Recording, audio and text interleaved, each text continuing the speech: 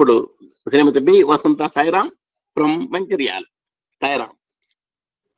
సాయిరామ్ అండి అందరికీ.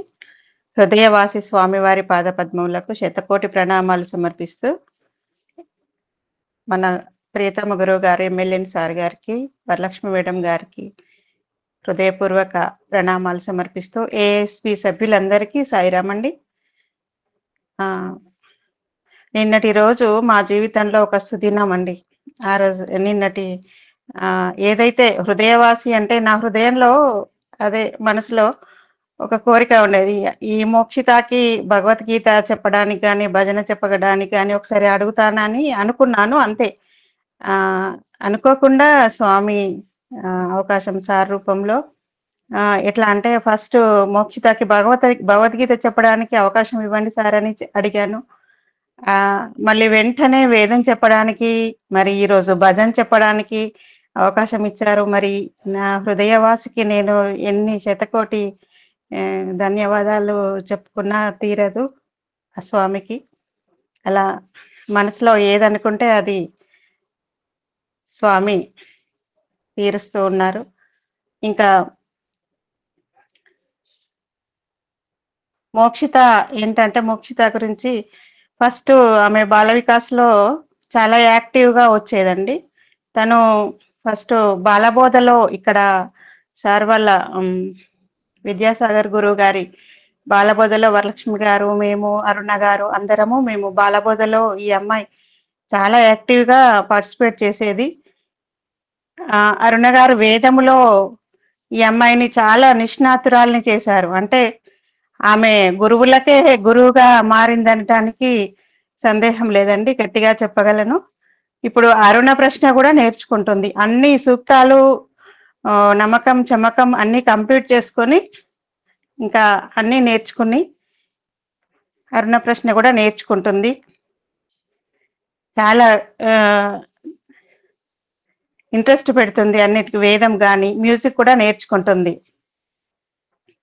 ఇలాంటి అమ్మాయికి సహాయం చేయడానికి సార్ ఒక మాట చెప్పారు. మేము చేసింది చాలా ఉడతా భక్తిగా చేశామని చెప్తున్నాను సార్. నిన్నటి రోజు సార్ బయటికి వెళ్ళినప్పుడు ఒక సంఘటన జరిగిందని చెప్పారు. ఒక ఫ్లవర్ వెండర్కి ఓల్డ్ ఏజ్ ఆమెకి చేతిలో ఎంత ఉంటే అంత ఇచ్చేసారంట. అసలు మేము చేసింది ఎంత సార్ ఇది మీ దయాగుణం ముందు. ఇంకా వేమవరం, గుడివాడ, అక్కడికి ఇంకా వేరే ఎక్కడికి వెళ్ళినా సార్ ఎక్కడికి వెళ్ళినా అక్కడ ఎంత ఎంత ఇస్తున్నారు, ఎంత ఎంత సహాయం చేస్తున్నారు అవన్నీ చూసినప్పుడు అసలు ఎలా చేస్తున్నారు ఇది అనేది మేము అనుకున్నాము, మా సార్ నేను. ఇంకా ఎక్కడికి వెళ్ళినా విభూతి రావడం, స్వామి చెప్పినట్టు నేను నువ్వు ఒకటే అని స్వామి చెప్పారు కదా, అది మన గురువు గారు స్వామి బాటలో నడుస్తూ స్వామి అని భావించుకుంటాం మేము సార్ని. మనల్ని కూడా నడిపిస్తున్నందుకు వారికి శతకోటి ప్రణామాలు సమర్పించుకుంటూ ఇలాంటి అవకాశము ఇంకా ఇవ్వాలని, మనము ఈ ఎస్బిలో ఇంకా చాలా మంచి మంచి ప్రోగ్రాంలు. ఇంకొక కోరిక సార్, ఎలాగైతే మనము ఈ సంగీత విభావరి, గానామృతం ఇవన్నీ చేసుకుంటున్నాము, మన గ్రూప్లో ఉన్న సభ్యులందరూ వేదములో కూడా కొంతమంది నిష్ణాతులై ఉన్నారు. ఒక రోజు మొత్తం ప్రోగ్రాం వేదం చెప్పుకోవడానికి అవకాశం ఇస్తారని నా మనసులో you take the leadership, designs and I will give the date. ఈ నెలలోనే చేద్దాము. You take the leadership, discuss చేయి. We'll have 2 hours Veda program. I will tell the date. Thank you very much sir. ఇలా స్వామి మన ASP ఇంత చక్కగా నడవడానికి అందరూ కోటేశ్వరరావు సారు, ప్రపార్థర్ సార్ది గారు, పద్మభైన అందరూ చాలా శ్రమతో చాలా పర్ఫెక్ట్ గా నిర్వహిస్తున్నందుకు నాకైతే చాలా హ్యాపీగా అనిపిస్తుంది.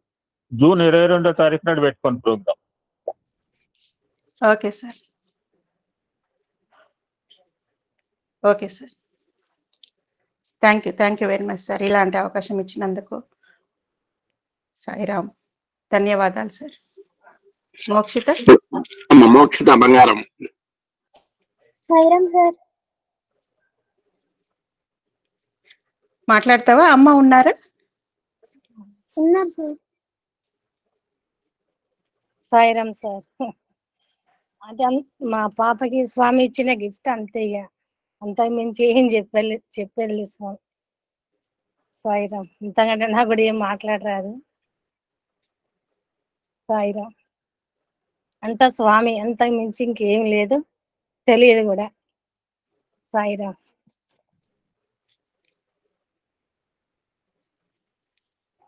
నువ్వు మాట్లాడు మోక్షిత, 2-3 మాటలు. నీకేమనిపిస్తే చెప్పు. ఓం శ్రీ సాయిరామ్. నాకు ఇవన్నీ వేదం గాని భగవద్గీత శ్లోకాస్ గాని నేర్పించే మా గురువులందరికీ పాదాలకు శతకోటి నమస్కారాలు.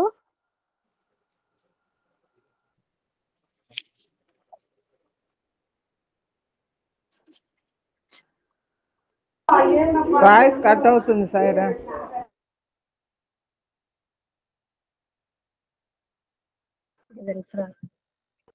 నాకు ఈ అవకాశం ఇచ్చినందుకు స్వామికి థ్యాంక్ యూ. సాయిరామ్. ఓకే అండి. God bless you Mokshitha. Sairam sir. Thank you. God bless. సరేమండి. యాక్చువల్ నాకు వాళ్ళు మాట్లాడాలని లేదు, కానీ నిన్ననే చెప్పాను అమ్మాయితో మాట్లాడుతా అని చెప్పి. ఈ పాపతో నాకు almost more than 2 years, 3 years, almost 2.5 years, 3 years బట్టి పరిచయం ఉందండి. నాకు 1,00,000 వస్తాయి, నాకు అదే పని. నాకు వచ్చినాయి కానీ నేను ఇంప్లిమెంట్ చేయాలి. నేను రూలే ఉందా? మా ఫ్యామిలీ మెంబర్లే చేయరు, మీరెవరు చేయటానికిగా? మీరు చేస్తారు నేను అలా అనుకుంటాను. నేను పొద్దున మేము అనుకుంటాము ఈ అమ్మాయికి ఏమన్నా కొంత ఇంతకుముందు కూడా ఇటువంటి కామన్ గోల్ అండి. ఆ ఫోటో చూస్తేనే అర్థమై ఉంటుంది.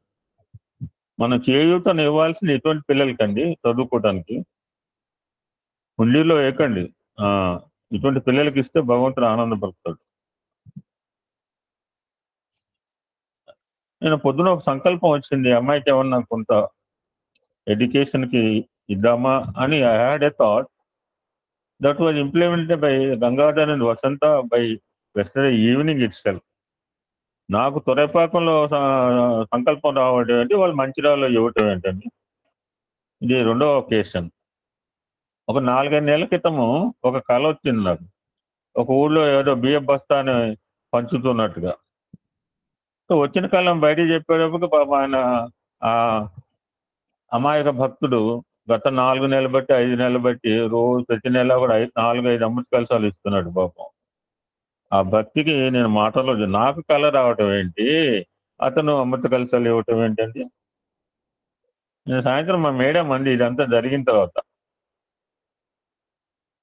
నేను బజారు పోయి వచ్చి రకరకాల పనులు చక్కబెట్టి ఇంటికి వచ్చిన తర్వాత ఇక్కడ అనుకుంటే అక్కడ జరిగింది, ఖచ్చితంగా జరుగుతుంది. ఎందుకంటే మేము కొత్తగూడెంలో అనాథాశ్రమం పిల్లల్లో ఎవరినో పాట పాడమంటే వాడు ఎప్పుడు కూడా ఒకటే పాట పాడుతుంటే నాకు ఎమ్మ కోపం వచ్చేదండి. ఏం పాట అంటే అది, thank you so much Padmavathi, thank you so much. ఏం పాట అంటే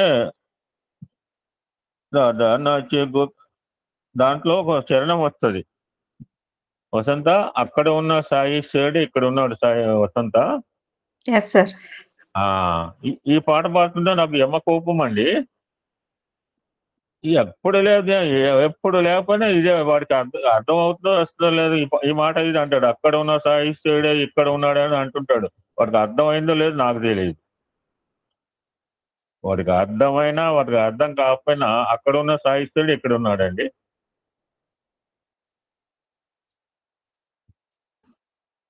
నేను అనుకోవటం, అక్కడ అమ్మాయి ఇవ్వటము, సంస్థ ద్వారా ఇచ్చాం. ఇప్పుడు presented by తొరపేకం Sathya Sai Seva Samithi, Chennai East Coast. Thank you Vasantha. ఆ అమ్మాయి ఒక కారణం చేత ఇప్పటికే కొన్ని లక్షలు ఖర్చు పెట్టుకుందండి. ఈ spend some lakhs of rupees for certain reason. అటువంటి సందర్భంలో ఆ అమ్మాయి ఇచ్చిన amount don't see the amount. ఆ అమౌంట్ వెనకాల నా దృష్టిలో ఆ అమ్మాయి 2 లక్షలు 20 లక్షలు ఇచ్చింది. I'm feeling like that. ఇంకా నేను బజారు పోయినప్పుడు ఒక 3 సంఘటనలు గమనించానండి. నిర్మల నీకు టైం ఇస్తాను నేను. You can extend 11:30 also.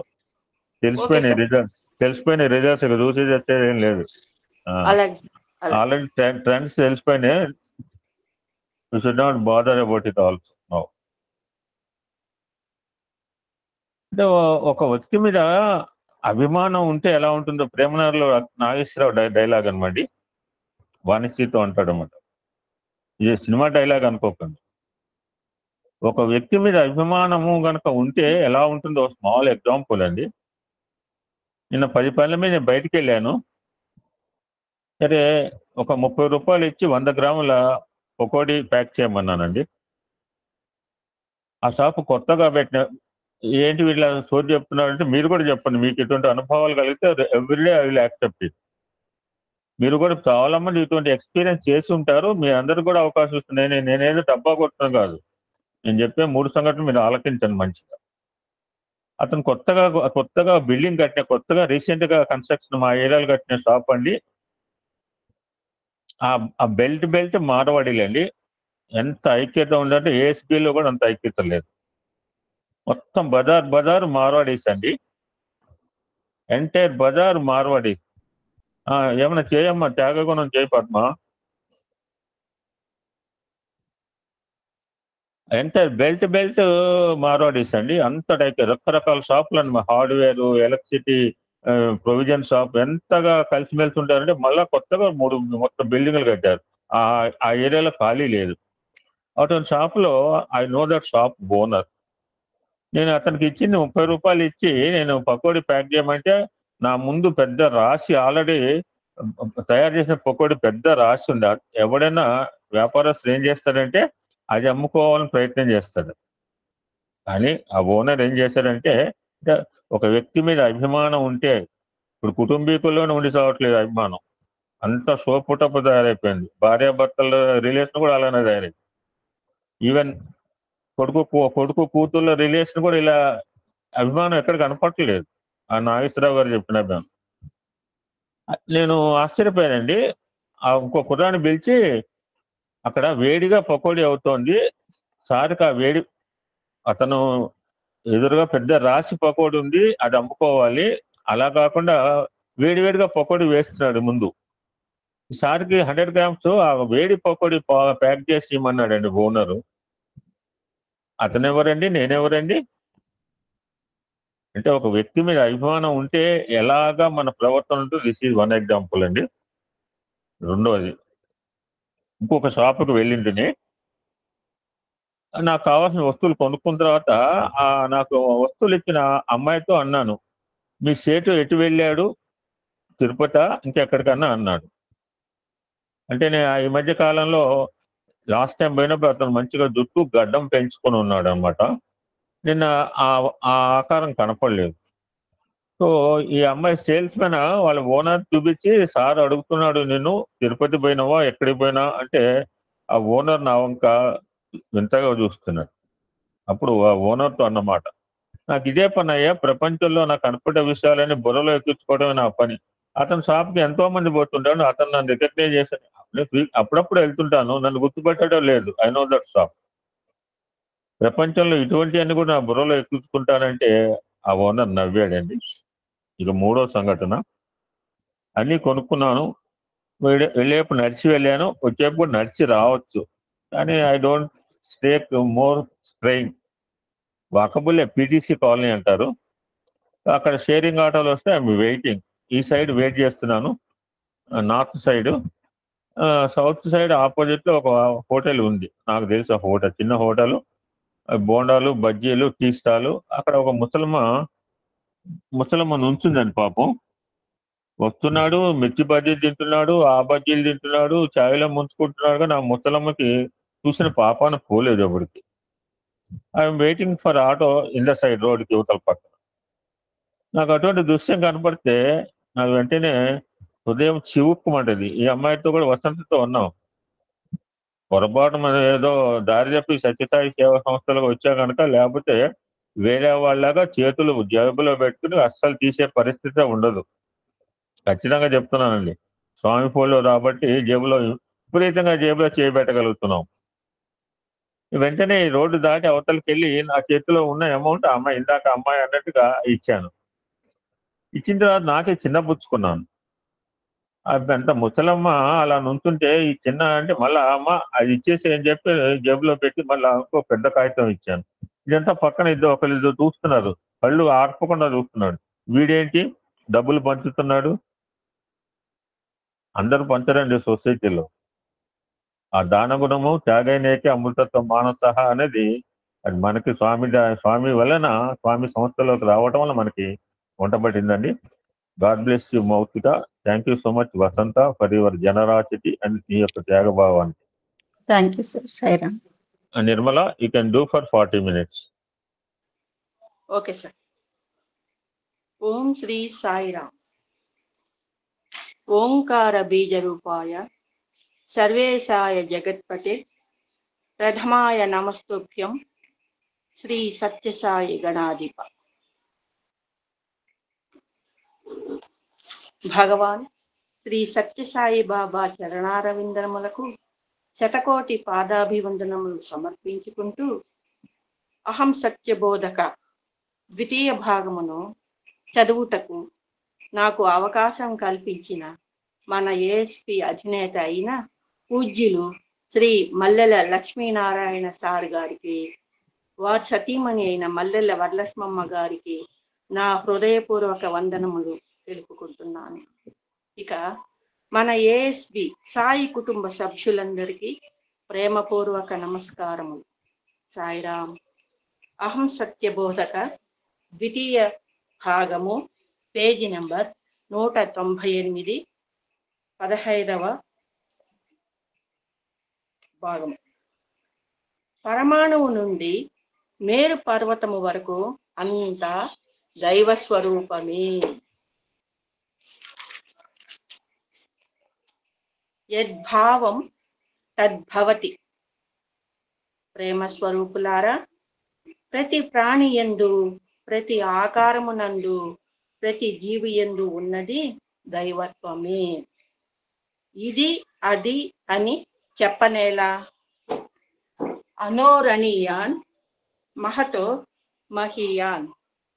పరమాణువు నుండి మేరు పర్వతము వరకు అంతా దైవ స్వరూపమే. మన చూపులకు గోచరమయ్యేదంతా దైవ స్వరూపమే.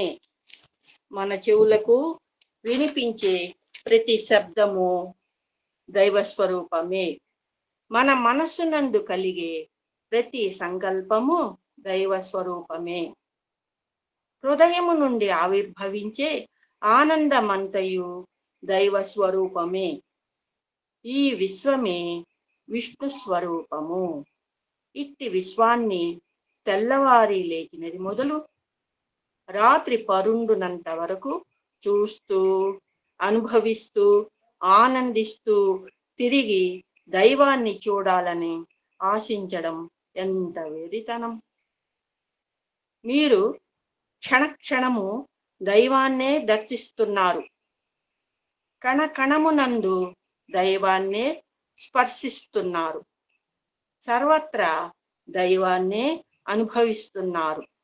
కానీ ఇదంతా విశ్వము అనే భావముతో అనుభవిస్తున్నారు.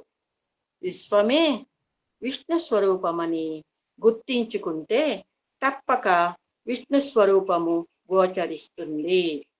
యద్భావం తద్భవతి. మీ భావము ఎలాంటిదో దైవము అలాంటి రూపంతో సాక్షాత్కరిస్తాడు. సర్వత్రా ఇండి ఉన్నది దైవమే. చూసారా, స్వామి ఎంత సులభమైన పద్ధతిలో మనకు ఎంత బాగా వివరించారో చూడండి. మనకు స్వామి కూడా మనము బాబాని తలుచుకుంటే బాబా స్వరూపంలోనే మనకు దర్శనమిస్తాడనమాట. అంటే మన భావము ఎలా ఉంటుందో దైవం కూడా అలాగే మనకు సాక్షాత్కరిస్తాడని అంత పరమాణువు నుండి పర్వతం వరకు అన్ని దైవ స్వరూపాలే అని స్వామి వివరిస్తున్నారండి.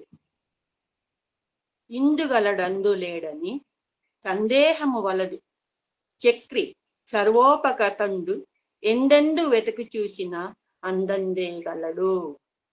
అంటే ప్రహ్లాదుడుకు ని హిరణ్యకశిపుడు అంటాడు, ఎప్పుడు చూడు హరినామ సంకీర్తనలో ఉంటావు, హరి హరి అని అంటూ ఉంటావు, హరి ఎక్కడున్నాడో చెప్పగలవా అంటే అప్పుడు అంటాడు ఆయన, ఇక్కడ ఉన్నాడు అక్కడ ఉన్నాడు అనే భావం లేదు, మనం ఎక్కడ చూసినా అక్కడ ఈ హరి ఉంటాడని ప్రహ్లాదుడు తన తండ్రితో చెప్తాడండి. ప్రకృతిని పరమాత్మ భావంతో దర్శించాలి, అప్పుడే సర్వం విష్ణుమయం జగత్ అనే సత్యమును గోచరిస్తుంది. యోగి, భోగి, జోగి, విరాగి, బైరాగి వీరి అందరి యందున్న ఆత్మతత్వము ఒక్కటే. ఆస్తిక, నాస్తిక, యాస్తిక, నాస్తికులందు ఉన్నది కూడా దైవత్వమే. అన్ని జీవుల యందు అన్ని రూపములందు ఉన్న ఆత్మతత్వమే దైవత్వము. అట్టి దైవత్వాన్ని ఒక రూపానికి ఒక నామానికి పరిమితం చేయడం భ్రాంతియే. మీరు చూసేది, వినేది, అనుభవించేది అంతా దైవత్వంగానే విశ్వసించాలి. అయితే కష్టములు, దుఃఖములు, విచారములు కూడా దైవ స్వరూపములేనా అని మీరు ప్రశ్నించవచ్చు. అవును, అవి కూడా దైవ స్వరూపములే.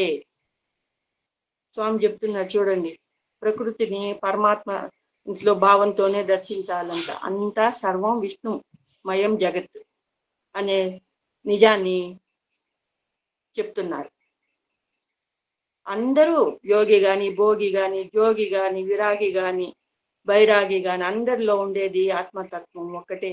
ఆస్తికులు గాని, నాస్తికులు గాని అందరి యందు కూడా ఉన్నది దైవత్వమే. అన్ని రూపాల యందు, అన్ని జీవాల యందు దైవత్వాన్ని దర్శించడమే మనము ఆత్మతత్వమే దైవత్వం అని చెప్తున్నారు. ఆ దైవత్వానికి, రూపానికి, నామానికి పరిమితం చేయడం భ్రమ అని చెప్తున్నారు. కష్టాలు కూడా, సుఖాలు కూడా, విచారాలు కూడా దైవ స్వరూపలేనా అని అడగవచ్చు.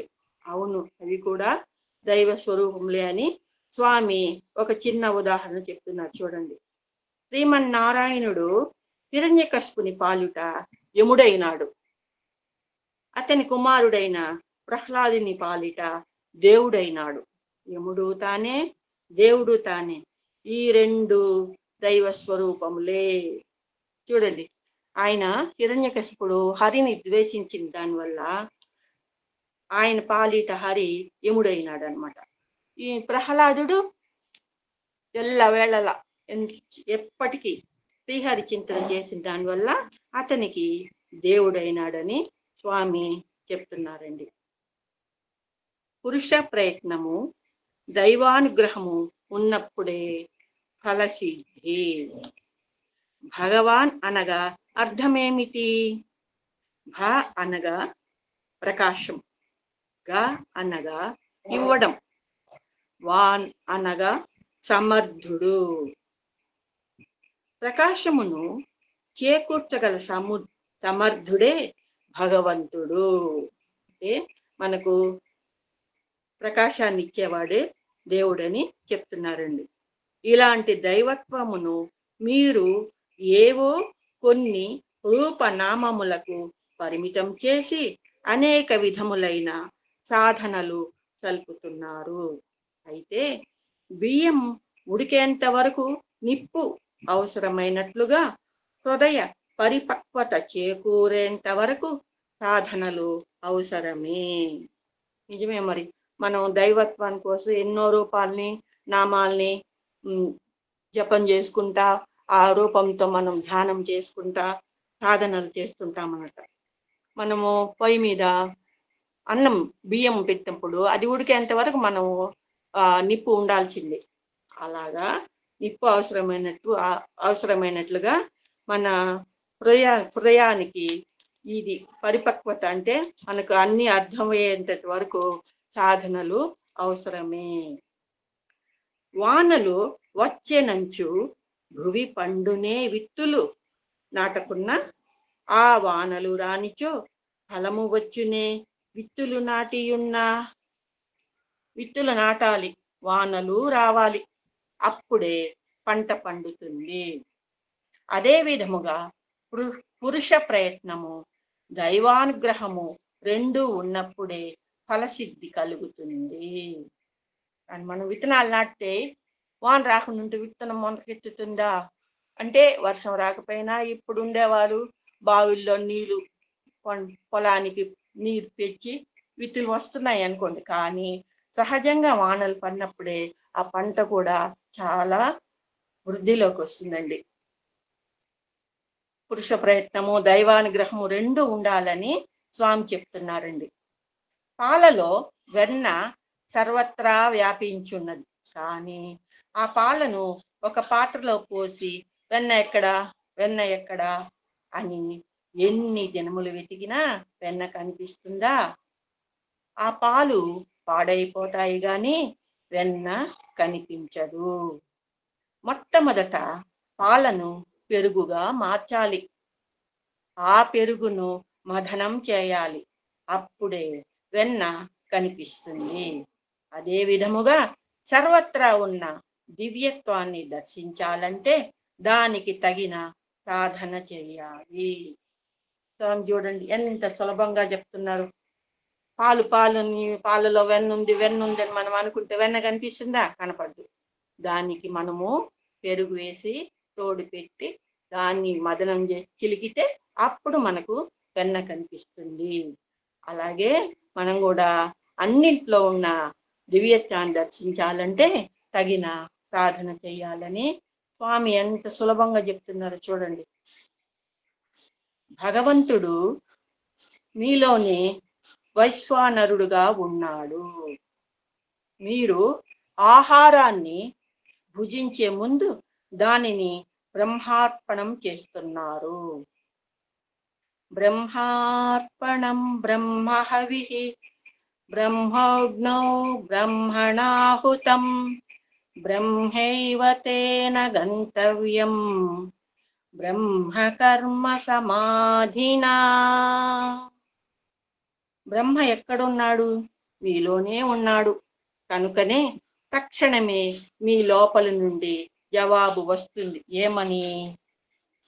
కర్మయే బ్రహ్మమని స్థిరంగా భావించేవానికి బ్రహ్మమే శుక్వాసాలు, బ్రహ్మమే హవిస్సు. బ్రహ్మమనే అగ్నిలో బ్రహ్మ చేత హోమం చేయబడేదే బ్రహ్మమే. దాని ద్వారా అతడికి అందుకోవలసిన గమ్యం కూడా బ్రహ్మమే అని చెప్తున్నారండి. అహం వైశ్వానరో భూత్వా ప్రాణినాం దేహమాశ్రితః ప్రాణాపాన సమాయుక్తః పచామ్యన్నం చతుర్విధం. నేను వైశ్వానరునై ప్రాణుల శరీరాన్ని ఆశ్రయించి ప్రాణాపానాలతో కలిపి 4 రకాల అన్నాన్ని ఆరగిస్తాను. ప్రాణం ఉన్నంత కాలం శరీరం వెచ్చగా ఉండాలి. భగవంతుడే అగ్ని రూపంలో ప్రవేశించి వెచ్చదనాన్ని ఇస్తాడు.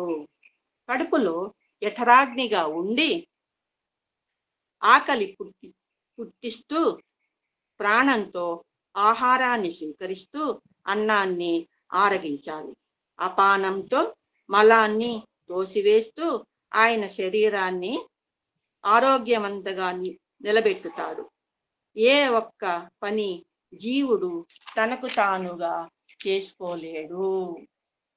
ఎన్ని అధర్వులతో ఎన్ని రకాల పదార్థాలన్నీ తిన్నా అన్ని నోట్లో నుంచే వెళ్ళడానికి 4 పద్ధతులు.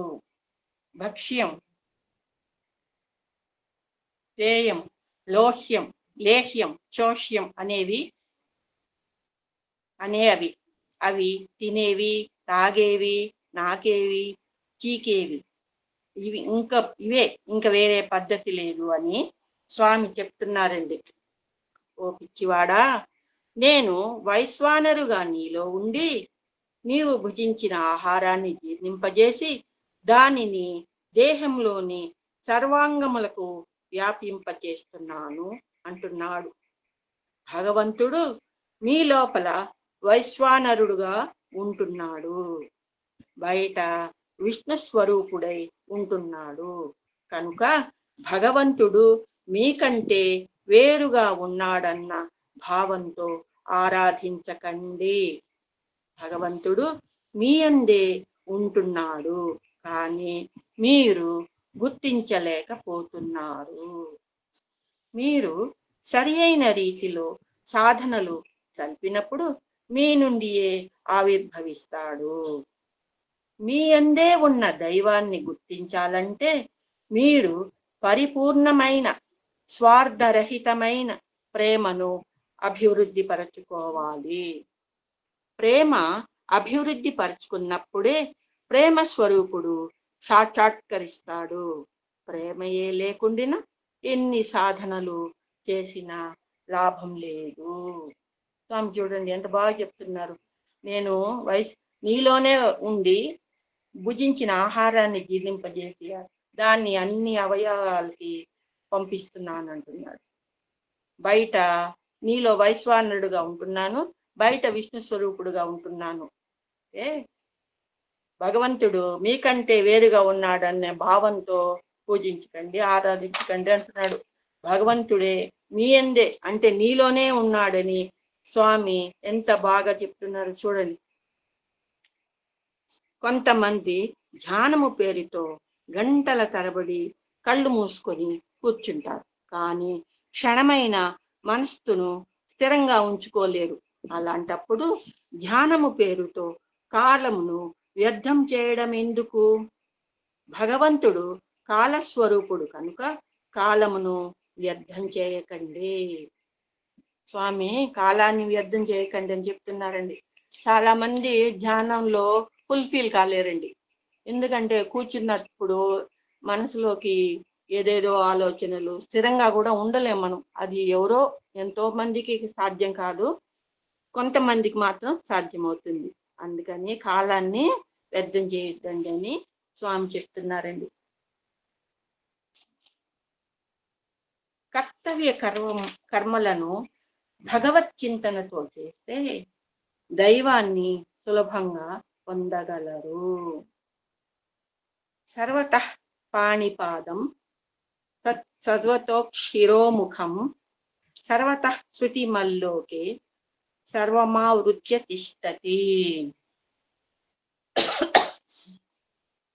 సర్వానికి కారణమైన భగవంతుడు సర్వాన్ని ఉపయోగిస్తాడు. పనిచేసే చేతులన్నీ ఆయనవే, నడిచే కాళ్ళు ఆయనవే, చూచే కళ్ళు, ఆలోచించే చేతలు, తినే నోళ్ళు అన్నీ ఆయనవే. వ్యక్తమైన అన్ని రూపాలలో అన్ని ప్రాణులలో తానుగా అంతటా నిలిచి ఉన్నాడని స్వామి ఎంత సులభంగా చెప్తున్నారు చూడండి. ఎక్కడ చూసినా ఉన్నది భగవంతుడే కనుక సర్వదా సర్వకాలేషు సర్వత్ర హరిచింతనం చేస్తూ మీ కర్తవ్య కర్మలను నిర్వర్తించండి. ఈ విధమైన సాధన సలిపినప్పుడు మీరు సులభంగా దైవాన్ని పొందగలరు. దైవాన్ని పొందాలంటే పరిపూర్ణమైన నిర్మలమైన ప్రేమ ఒక్కటే చాలు. కోరికలను అణగద్రొక్కండి. కోరికలు నెరవేరడం వలన కలిగే తృప్తి, ఆనందము తాత్కాలికమైనవి, కానీ మీరు పొందవలసిన ఆనందము సత్య నిత్యమైనది. అది మీ అందే ఉన్నది. చూడండి, ఎక్కడ చూసినా భగవంతుడు ఉన్నాడు కదా. ఎప్పుడు సర్వదా సర్వకాలేషు ఎప్పుడు ఎల్లప్పుడూ హరిచింతన చేస్తూ మనం కర్తవ్యాలను మన కర్మలను నిర్వర్తిస్తే స్వామి సులభంగా దైవాన్ని పొందగలరని చెప్తున్నారండి. దైవాన్ని పొందాలంటే మనకు నిర్మలమైన ప్రేమ, నిష్కల్మమైన ప్రేమ, మన కోరికలని అనగదొక్కి కోరికలు నెరవేరగలిగే తృప్తిని, ఆనందం తాత్కాలికమైనవి. కానీ మీరు పొందవలసింది ఆనందము నిత్యమైనది, సత్యమైనది అని చెప్తున్నారండి. అది కూడా మీలోనే ఉంది అని చెప్తున్నారండి. ఇక్కడ ఇంతమంది సమావేశమయ్యారు. ఇందులో ఒక వ్యక్తిని స్టేజీ పైకి పిలవాలంటే ఆ వ్యక్తి పేరు చెప్పకుండా అతను బుష్కోట్ వేసుకున్నాడు, ప్యాంటు వేసుకున్నాడు, క్రాప్ దూకున్నాడు అని బాహ్యమైన గుర్తులు చెప్పితే సరిపోదు. ఎందుకంటే ఇంతమందిలో బుష్కోట్ వేసుకున్నవారు, ప్యాంటులు వేసుకున్నవారు, క్రాప్ దూకున్నవారు ఎంతమందో ఉండొచ్చు. కనుక స్టేజి పై నుండి అతని పేరు ఉదాహరణకు రామకృష్ణ అని పిలిస్తే చాలు, అతడు ఎంత మందిలో ఉన్నా ఎక్కడున్నా లేచి నిలబడతాడు. అనగా నామమే నామిని చూపిస్తుంది. కనుకనే ప్రాచీన ఋషులు నామచింతన చేస్తూ వచ్చారు. దినములో 24 గంటలు ఉన్నాయి. ఇందులో 6 గంటలు నిద్రకు, 6 గంటలు వ్యక్తిగతమైన పనులకు, ఆహార విహారములకు, 6 గంటలు పరోపకార సంబంధమైన పనులకు, మిగిలిన 6 గంటలు జపము, ధ్యానము, యోగము మున్నగు ఆధ్యాత్మిక సాధనలకు వినియోగించాలి. చూడండి, స్వామి చెప్తున్నా మనకి 24 గంటలు ఉన్నాయి. అందులో మనకు ఎలా విభజిస్తున్నారో చూడండి. నిద్రకు 6 గంటలు, మన పనులకు, ఆహార విహారాలకి 6 గంటలు, పరోపకార సంబంధానికి 6 గంటలు, మిగిలిన 6 గంటలు మన పూజ, ధ్యానం వాటికి, ఆధ్యాత్మిక వాటికి వినియోగించాలని చెప్తున్నారు. కానీ మానవుడు రోజులో అనేక గంటలు వ్యర్థం చేస్తున్నాడు. ఎందుకయ్యా నీవు భగవంతుని చింతించడం లేదు అని అడిగితే నాకు టైం లేదండి అంటారు. ఈ 24 గంటల్లో తాను ఏమి చేస్తున్నట్లు? భగవత్ చింతన చేసినప్పుడే కాయము, కాలము, కర్మ సార్థకమవుతాయి. రామకృష్ణ పరమహంస తెల్లవారి లేచినది మొదలుకొని రాత్రి పరుండునంత వరకు జగన్మాత దర్శనం కోసం పరితపించేవాడు. పడుకునే ముందు వరకు, ఆఖరి సెకండు వరకు తల్లి కనిపిస్తుందేమో అని ఎదురు చూసేవాడు. చివరికి అయ్యో ఈనాడు కూడా నాకు తల్లి దర్శనం కాలేదే అనే విచారంతో పడుకునేవాడు. నా హృదయం ఇంకా పరిపక్వం కాలేదు కనుకనే నా తల్లి నాకు కనిపించడం లేదు. ముందు నా హృదయాన్ని పరిపక్వం గావించుకోవడానికి తగిన కృషిని చేయాలి అని తనలో తాను చింతించేవాడు. అదే సాధన. కనిపించేది, వినిపించేది, తలపించేది అంతా దైవ స్వరూపమే అని భావించాలి. అదే భగవత్ తత్వాన్ని అనుభవించడానికి సులభమైన మార్గము. చూడండి ఎంత బాగా చెప్తున్నారు స్వామి. ఉదాహరణకి రామకృష్ణ పరమహంసల వారిని కూడా తీసుకున్నారు. ఆయన తలుచుకుంటే అప్పట్లో జగన్మాత దర్శనం ఇచ్చేదంటండి. కానీ దర్శనం ఇవ్వకపోతే ఆయనే అయ్యో నేను ఇంకా నా హృదయంలో ఇది పరిపక్వం కాలేదు, అందుకే నాకు తల్లి కనపడింది. నిర్మల, సాయిరామ్ సార్. ఇప్పుడు ఒక మాట చెప్పు ఈసారి ఎప్పుడన్నా. చెప్పండి సార్. అంటే మీరు అమ్మవారిని చూసారా? ఇప్పుడు జనరల్ గా అడుగుతారు, మీరు నన్ను అడుగుతుంటారు, మీరు సాయిబాబాతో మాట్లాడి మా ఇంట్లో వాళ్ళు నవ్వుతుంటారు అన్నమాట. అంతే నవ్వుతుంటారు వాళ్ళు. నేనగా చాలా మంది స్వామితో కనెక్ట్ పెట్టుకుంటే మాట్లాడచ్చు. అవును సార్, మనకు పటం ఎదురుకుండా కూర్చొని కూడా మాట్లాడచ్చు సార్. ఇప్పుడు మనకి ఇట్లా ఉంటే రామకృష్ణ పరమహంసకి అమ్మ ఎందుకు కనపడదు? అమ్మ ఎందుకు కనపడదు? అదే సార్, అదే సార్. అంటే అప్పుడు నాలాంటి వాళ్ళు అడుగుతుంటారు అనమాట, ఎలా మీరు అమ్మవారిని ఎలా చూస్తుంటారు అంటే, ఆ, ఆయన చెప్పిన సమాధానం ఏంటంటే, ఆ, నేను మిమ్మల్ని ఎలా చూస్తున్నాను, అమ్మవారిని కూడా అలానే చూస్తున్నాను అని సింపుల్ ఆన్సర్ ఇస్తాడు. అవును సార్, అవును సార్. అప్పుడు ఏమంటే ఇప్పుడు ఈ మధ్య ఒక చిరంజీవి గారి సినిమా వచ్చింది, గాంధీ గారు కనపడుతుంటాడు, వాడు అప్పటికే అవును సార్, అవును సార్, అవును సార్. ఏ సినిమా పేరు అది? అది గుర్తు రావట్లేదు సార్. శంకర్ దాదా ఎంబీబీఎస్. యా, అది ఎంబీబీఎస్ వేరే సార్, ఇది వేరే, ఇంకోటి దాని తర్వాత వచ్చింది ఈ సినిమా. అంటే Shankar Dada Zindabad. Zindabad. Yes sir, yes sir, correct. ఏమంటాడు, నా ఒక్కడే ఇప్పుడు శ్రీకాంత్ 4 కూతుంటే నా ఒక్కడే గాంధీ కనపడుతున్నాడంటే వేరే కనపడకపోతే ఏమనుకుంటాడు, ఇటు పిచ్చెక్కింది అనుకుంటారు. అవును సార్, అవును. కానీ ఆ మనసు ఇదే అయినప్పుడు వాళ్ళకే బాగా కనిపిస్తారు సార్, గాంధీ గాని స్వామి గాని ఎవరైనా సరే. సో అప్పుడు నేను అడుగుతాను అనమాట, మీ ఒక్క వాళ్ళకి అమ్మవారు కనపడటం ఏంటి, మాకు ఎందుకు కనపడలేదు అంటే అప్పుడు బ్యూటిఫుల్ అంతా చెప్తాడు అనమాట. మనం చాలాసార్లు ముచ్చరించుకున్నాము. అంటే నేను మీరు ఎప్పుడైనా మీరు హ్యావ్ క్రైడ్ ఫర్, ఎప్పుడైనా దేవుడి గురించి ఏడ్చారా? దేవుడి గురించి ఏడిస్తే దేవుడు కనపడతాడమ్మా. అవును సార్, అవును సార్. పిల్లల గురించి, వాళ్ళ గురించి, వీళ్ళ గురించి, పదవుల గురించి, కుర్చీల గురించి, అధికారం గురించి, దర్పం గురించి, ఆస్తుల గురించి ఏడిస్తే భగవంతుడు కనపడ్డు. లేదు సార్, స్వార్థరహితమైన ప్రేమ చూపించి మనము ఆయన మనస్ఫూర్తిగా వేడుకొని ఆనంద బాష్పాలిస్తే తప్పకుండా స్వామి సాక్షాత్కరిస్తారు సార్. సాయిరాం. భగవంతుడు భక్త పరాధీనుడు. భగవంతునికి భర్త, సంభర్త అని 2 పేర్లున్నాయి. సంభర్త అనగా ప్రకృతిని ఆధారం చేసుకొని సృష్టి గావించేవాడు. భర్త అనగా సృష్టించిన పదార్థములను రక్షించేవాడు. భర్త అంటే తెలుగువారు హస్బెండ్ అని అనుకుంటారు, కానీ భర్త అనగా యజమాని, సంరక్షకుడు అనేది సరి అయిన అర్థము. చూడండి, భగవంతుడికి భర్త, సంభర్త అనే పేర్లు ఉన్నాయంటున్నారు. సంభర్త అంటే ప్రకృతిని ఆరాధన చేసుకో సృష్టి చేసే ఆయన సంభర్త. భర్త అంటే యజమానిగా ఉండి సంరక్షకుడుగా చేసేవాడే ఆయనే భర్త అని అంటారు. అదే సరైన అర్థం అని చెప్తున్నారు. ఒక పర్యాయము నారాయణుడు నారదుణ్ణి ఉద్దేశించి, నారద, నేను సృష్టించిన పంచభూతములలో ఏది గొప్పది అని అడిగాడు. స్వామి, భూమి చాలా గొప్పది అన్నాడు నారదుడు.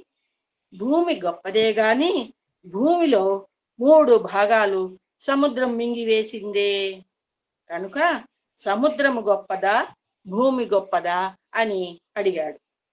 అవును, సముద్రమే గొప్పది అన్నాడు నారదుడు.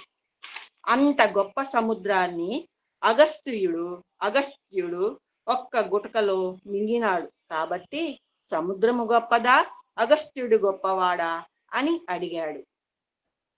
అగస్త్యుడే గొప్పవాడన్నాడు నారదుడు. అంత గొప్పవాడైన అగస్త్యుడు ఆకాశంలో ఒక చిన్న చుక్కగా ఉన్నాడే కనుక అగస్త్యుడు గొప్పవాడా, ఆకాశం గొప్పదా అని అడిగాడు. నారదుడు ఆకాశమే గొప్పదన్నాడు. అంత పెద్ద ఆకాశాన్ని భగవంతుడు వామనావతారంలో ఒక్క అడుగుతో ఆక్రమించాడు. కనుక భగవంతుడు గొప్పవాడా, ఆకాశము గొప్పదా అని అడిగాడు. మళ్ళీ భగవంతుడే గొప్పవాడు అన్నాడు నారదుడు. అంతటి గొప్పవాడైన భగవంతుణ్ణి భక్తుడు తన హృదయంలో బంధించాడు. కాబట్టి భగవంతుడు గొప్పవాడా, భక్తుని హృదయం గొప్పదా అని అడిగాడు. భక్తుని హృదయమే గొప్పదని అంగీకరించాడు నారదుడు. అప్పుడు విష్ణువు, నారద, నేను భక్తుల హృదయమునందు బంధింపబడి ఉన్నాను, నాకు స్వతంత్రమే లేదు, భక్తుల ఇష్టానుసారమే వర్తిస్తాను అని చెప్పాడు. చూడండి, స్వామి ఎంత సులభంగా చెప్పాడు. చూడండి, భూమి గొప్పదా, సముద్రం గొప్పదా, మళ్ళా ఆయన సముద్రాన్ని మింగిన అగస్త్యుడు గొప్పవాడా? అంతటి అగస్త్యుడు చిన్న చుక్క అయినప్పుడు ఆకాశం గొప్పదా? అంత పెద్ద ఆకాశాన్ని వామన అవతారంలో ఒక్క అడుగుతో ఆక్రమించిన వామనుడు గొప్పవాడా? భగవంతుడు గొప్పవాడా? ఆకాశం గొప్పదా అని అడిగి ఎంత సులభంగా చెప్పాడు చూడండి. అంతటి గొప్పవాడైన భక్తుడు హృదయంలో స్వామిని బంధించాడు కాబట్టి హృదయమే గొప్పది అని స్వామి చెప్తున్నాడండి. అప్పుడు విష్ణువు, నేను భక్తుల హృదయంలోనే ఉంటాను, నాకు స్వతంత్రమే లేదు, భక్తుల ఇష్టానుసారమే ప్రవర్తిస్తానని చెప్తున్నాడు. స్వామి ఎంత సులభంగా చెప్పాడు చూడండి. చదువుతా అంటే చిన్న పిల్లలకు కూడా అర్థమయ్యే శైలిలో ఎంత బాగా అర్థమయ్యేట్టుగా చెప్పాడు చూడండి సాయిరామ్. భగవంతుడు ఏదైనా చేయవచ్చు. భగవంతుడు చేయవలసిన పని ఇది అని, అది అని నిర్ణయించే అధికారము ఎవరికి లేదు. భగవంతుడైతే ఈ పని చేస్తాడా, ఈ విధంగా చేస్తాడా అని అనేక మంది అనుకుంటూ ఉంటారు. సర్వము తానైన వాడు చేయరాని పని ఏమిటి? చేయవలసిన పని ఏమిటి? తాను ఏ పనైనా చేయవచ్చును, ఏ ప్రదేశమైనా వెళ్ళవచ్చును.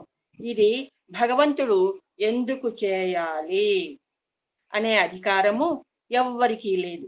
ఎందుకనగా భగవంతునికి స్వార్థమే లేదు. స్వార్థము లేని భగవంతుడు ఏది చేసినా పవిత్రమే. ఒకరిని కొట్టినా పవిత్రమే, తిట్టినా పవిత్రమే, చంపినా పవిత్రమే, ఆదరించిన పవిత్రమే, ఆనందింపజేసిన పవిత్రమే. స్వామి దేవుడంటారే, ఇది దేవుడు చేయవలసిన పనియేనా అని కొందరు అనేక రకములైన అపోహలకు గురి అవుతుంటారు. చూడండి, దేవుడైతే ఈ పని చేస్తాడా? మనము ఒక్కోసారి బాధలు అనుకుంటుంటామండి. మనకి ఏదైనా కష్టం వచ్చినప్పుడు భగవంతుడు ఎందుకు ఇలా చేస్తున్నాడు, దేవుడైతే ఇలా చేస్తాడా అని బాధపడుతుంటాం. కానీ దేవుడు ఫలానా అని పని చేయాలని, ఫలానా పని చేయకూడదని నిర్ణయించడానికి నువ్వెవరు? భగవంతుడు ఏ పని అయినా చేయవచ్చు, ఎవరినైనా రక్షించవచ్చు, ఎవరినైనా శిక్షించవచ్చు, ఎవరినైనా పోషించవచ్చు. మనకు తెలిసిన వాళ్ళు ఒక ఈ మధ్య ఒక పెద్ద షాక్ తగిలింది. చెప్పండి సార్. నువ్వు అన్నట్టుగా తట్టుకోలేకపోతుంటే నేను మొన్న నా లాస్ట్ ట్రిప్ లో I tried by maximum extent to bring the family. దాంట్లో బయటపడే ప్రయత్నం చేశాను సార్. అతని చేత భజనలు పాడించడము, అతని చేత మాట్లాడించడం, చాలా ఆల్మోస్ట్ 7-8 నెలలు 9 నెలల దాకా అతను చేయలేదు. ఎందుకంటే బాధ అలా ఉంటుంది. మనం వాళ్ళకి పైనుంచి ఎన్నో కబుర్లు చెప్తాం, అనుభవించేవాడికి బాధ తెలుస్తుంది. కరెక్ట్ సార్, కరెక్ట్ గా చెప్పారు. యథా యథా హి ధర్మస్య గ్లానిర్భవతి భారత అభ్యుత్థానమధర్మస్య తదాత్మానం సృజామ్యహం పరిత్రాణాయ సాధూనాం వినాశాయ చ దుష్కృతాం ధర్మ సంస్థాపనార్థాయ సంభవామి యుగే యుగే సంభవామి యుగే యుగే. ఎప్పుడెప్పుడు ధర్మానిది క్రింద చేయి, అధర్మానిది పై చేయి అవుతుందో అప్పుడు నన్ను నేను సృజించుకుంటాను.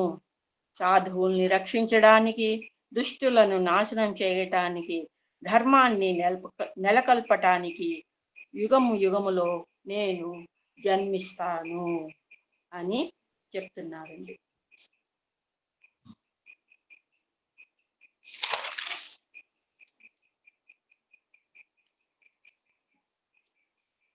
సత్యాన్ని, ధర్మాన్ని కాపాడాలి. అసత్యాన్ని, అధర్మాన్ని నాశనం చేయాలి. ఇదే భగవంతుడు చేసే పని. మీరు మార్కెట్కి వెళ్ళి ఒక మామిడి పండును కొన్నారు.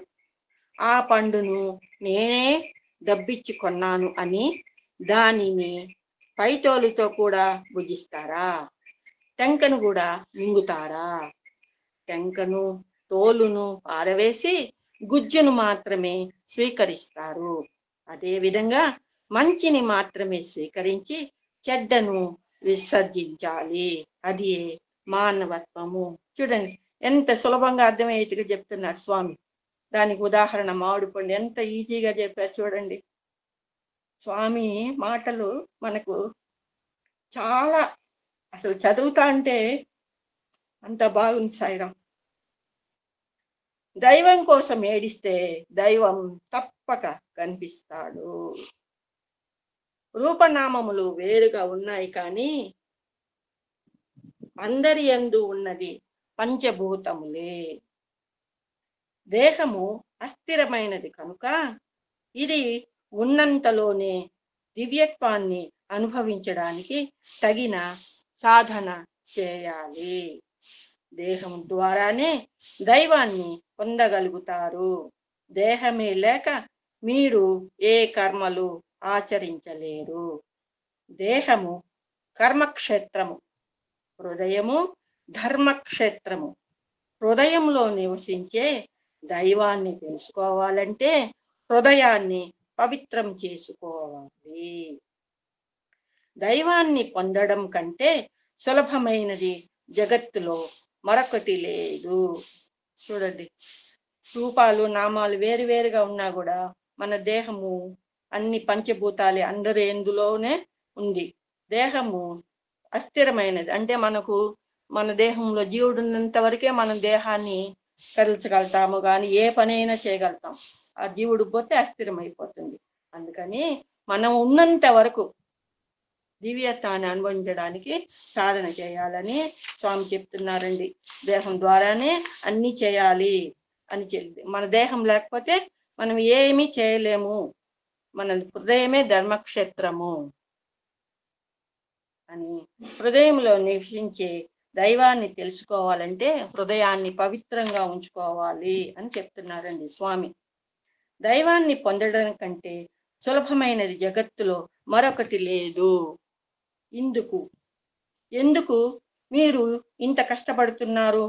ఎందుకింత నిరాశ నిస్పృహలకు గురి అవుతున్నారు? క్రిందటి రాత్రి విద్యార్థులు ప్రదర్శించిన డ్రామాలో మీరు చూశారు. బిజినెస్ లైసెన్స్ దొరకనందుకు ఆ వ్యాపారస్తుడు ఎంతగా ఏడ్చాడో.